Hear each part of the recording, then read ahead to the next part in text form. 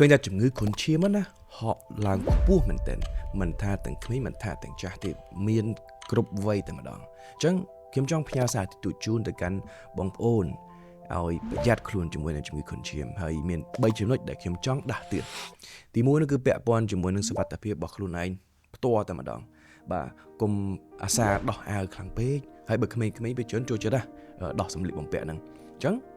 គួរតែរកមើលសម្លៀកបំពាក់ណាវែងចិត្តភ្លឺកុំល្ងឹតទៀតណាបាទភ្លឺអញ្ចឹងអាហ្នឹងហើយគឺសុខភាពក្របកុំឲ្យវាហើយ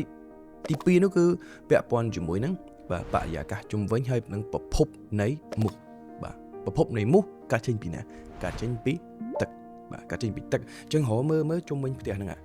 មានកន្លែងណាមានដក់ទឹកអត់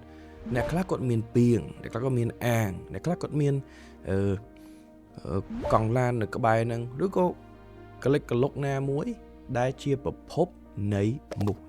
ញ្ចឹងកាលណាបើសិនជាយើងសម្អាតវាឲ្យស្អាតណាបាទកុំឲ្យមានទឹកដក់ហើយបើសិនជាអាងពីងដែលយើងប្រើនោះគួរតែប្រើថ្នាំអាបែតហើយមួយទៀត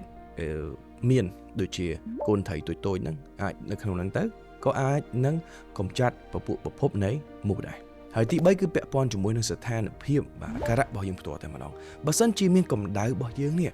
ខ្ពស់ខ្លាំងចឹងបញ្ញាប់មែនតើ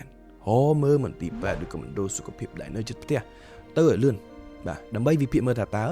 យើងកាត់អីឲ្យប្រកបហើយពេលហ្នឹងគឺយើងនឹងអាចសង្គ្រោះបានទាន់ពេលវេលា